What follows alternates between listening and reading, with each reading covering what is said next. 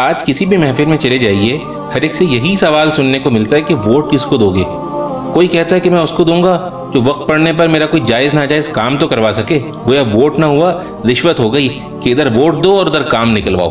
کوئی کہتا ہے کہ میں تو اپنی برادری کو دوں گا، گویا ساری دنیا کی قابلیت تو ان کی ہی برادری پر ختم ہے۔ کوئی کہتا ہے کہ میں تو اس کو دوں گا جو جیت رہا ہو، گویا ووٹ نہ ہوا سٹا ہو گیا۔ کوئی کہتا ہے کہ سسٹم ہی ٹھیک نہیں، میں تو ووٹ ڈالوں گا ہی نہیں، گویا آپ کے ووٹ نہ ڈالنے سے تو سب ٹھیک ہو جائے گا نا۔ تو بھائیوں، کیا آپ نے اللہ کا حکم نہیں سنا کہ امانتیں اہل امانت کے سپرد کر دو؟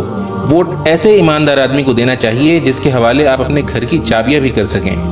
اگر آپ اپنے گھر کی چابیاں اس کو نہیں دے سکتے تو اتنے بڑے ملک کے خزانے کیسے آپ اس کے حوالے کر سکتے ہیں؟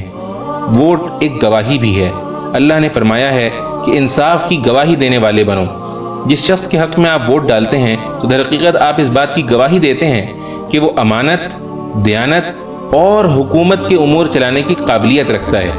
اور ووٹ نہ ڈالنے والے وہ بھی اللہ کے اس فرمان کو یاد رکھیں کہ اس شخص سے بڑا ظالم اور کون ہوگا جس کے ذمے اللہ کی طرف سے گواہی ہو اور وہ اسے چھپائے۔ پھر سنیں میرے بھائی، ووٹ ایک سفارش بھی ہے۔ اللہ نے فرمایا ہے کہ جو بھلائی کی سفارش کرے گا وہ اس میں سے اپنا حصہ پائے گا، اور جو برائی کی سفارش کرے گا وہ اس میں سے اپنا حصہ پائے گا۔ آپ کے ووٹ سے جو جیتے گا، آپ کی برادری کا ہو یا نہ ہو، اور ملک میں اچھے کام کرے گا، اس میں آپ کا بھی اجر ہوگا، اور اگر وہ برے کام کرے گا تو اس کے گناہ میں آپ بھی برابر کے شریک ہوں گے۔